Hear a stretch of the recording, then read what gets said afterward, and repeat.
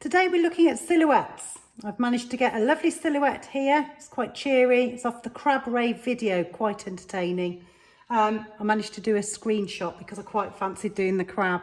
And there were other scenes on there as well, but you can get a silhouette off the internet. It could be a beach scene, it could be a lovely sunset with simpler colours than the one I've got here.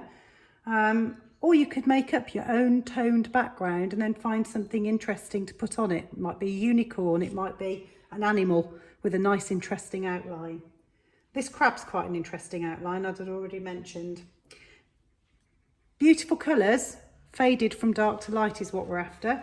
So with paint, the best way to do it, maybe it's watercolours, maybe it's poster colours, you'll manage to have your lightest tones. So let's say we started light in the middle, because if there was a real sunset, the tones tend to be brightest on the horizon line. We know that if you put a little bit of red into that yellow, you get an orange. And if you're using a nice flat brush like this, then you can sweep your colour backwards and forwards. Okay, a little bit more red. If I add more of the red into the yellow, notice how I'm not using the whole of my yellow, it'll get brighter and more intense. Like so, until we end up with perhaps red on its own at the top. Now that's just a pure set of tones, okay, for a sunset. Now, I know this isn't true on this particular example. If we had blue and we wanted our blue, because we're doing an underwater scene, maybe with some sharks in it or some interesting fish outlines, if we have the blue, the only way we're going to make that blue lighter is by putting a little bit into the white. I know my students at school have done this exercise, but it's a nice one for anybody to have a go at, especially while lockdown's on. Okay, and by washing the brush and then going back to that blue, you're almost removing some of that pigment in that white paint, and it should get lighter. And that's how you get your tones to go lighter when you use white paint. Okay, there's always watercolours. Watercolours, you just let the water do the job. I'll see if I can do a little example with my poster colours. So there's my solid blue. Well, it's not that solid. Let's try again.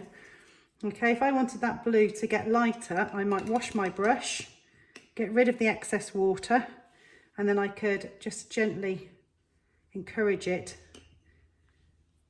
keep washing off the pigment to go from dark to light using just water. So there's 2 or 3 different ways of doing it, mixing similar tones like the yellows into the orange into the red because they're next to each other on the colour wheel, or using white paint. Anyway, I'm going to try, I've got both of these exercises to try and show you. This one's more complicated, this one's simpler. So I'm going to do this one because I'm aware that some of my Key Stage 3 artists are going to be having a go at this. So I'll put it up here. In fact, I'll start here, move that over. So we've got blues, and the blues gradually go into pinks. They don't get lighter as such, they go gradually into this nice sort of pinky colour. I've got a pink on my palette, so I'm going to try using that. Okay, and we've got a nice strong central line here. It's just below the halfway point, and that's quite interesting because that's where the purple starts and comes into the blues. I'm sorry my image isn't that brilliant. I'll try and get a clearer one. So I'm going to start with the darkest blue at the top. I'll just move that out the way, but not so out the way that you can't see it. In fact, let's do that, and then we can keep it within view. Starting with the darkest blue, I'm going to make my colours stronger at the top. And because I've got these lovely, lovely blues, I'm actually going to mix the two together. I've got a turquoise blue. The two are now blending, at least I hope they are. I've also got a ready-made purple, which is nice because it does go into purpley hues just here. And then if I look at the horizon line itself, I need to make sure my brush is really, really clean for that. Then I've got this lovely orangey yellow, so I'm going to pinch the colour I mixed earlier.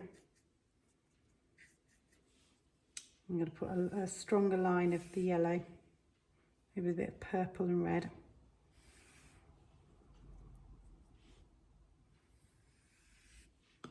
And then with a little bit more water, I'm going to put those two, purple and yellow, together, because I need to get this lovely, almost peachy colour.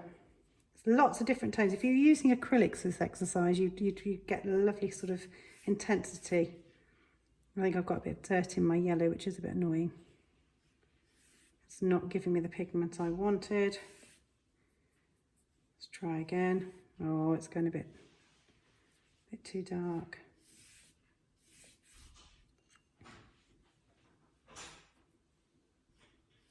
There we are.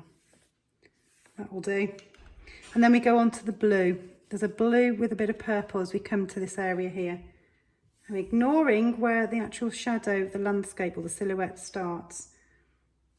Silhouettes are usually shapes that are illuminated by either a setting sun or bright light from behind.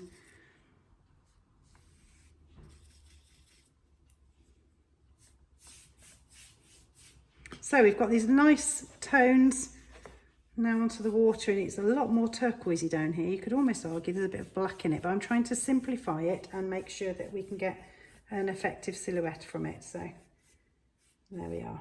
So we let that dry. So we need to let this dry. It's going to take a while. I know it's not quite there, and it'll act like blotting paper if I paint on it too soon. So I did actually do in good old Blue Peter fashion. One earlier. There we are. So one might argue the colours are a bit brighter as well because I hadn't messed my paints up. But now I've got to work out how I'm going to interpret. It might not be exactly the same. This is my influence. I've got to make sure I can show you how I'm going to do the detail. So I need black paint now. Black paint, make sure it's all nice and woken up. And I need a number of brushes. I need some fine brushes. I'm going to be looking at the relationship of the shapes on the details and the composition. So I know that it's like a big triangle here. So with my brush, I can get a little bit of paint on there. And I know that I can go up. And it's quite forgiving because if you do make a few mistakes, it doesn't matter. You're interpreting a landscape. What's important though is you know that that tree is on that horizon line. Okay, and you can always add more things. And I've got this sweeping kind of beach here. The most important feature now is that shape there. So sometimes it's better to draw it out in pencil before you commit yourself with a paintbrush. Okay, I think I'm okay doing that. So I'll probably put a time lapse on in a moment for you so that I can get this completed. I know that I've got this lovely palm tree here, and I know I've got one there. Okay, we can try using a doff brush. I'm always a fan of dry brush techniques, but just to give you an idea so that you can see when I do it, this brush is half dead. Okay, it's not had the acrylic washed out of it. And if I were to dot it and dash it, I can get broken textures that mimic all the teeny tiny little leaves that are part of the palm tree. So look out for textures. Cotton wool buds might give you nice effects as well.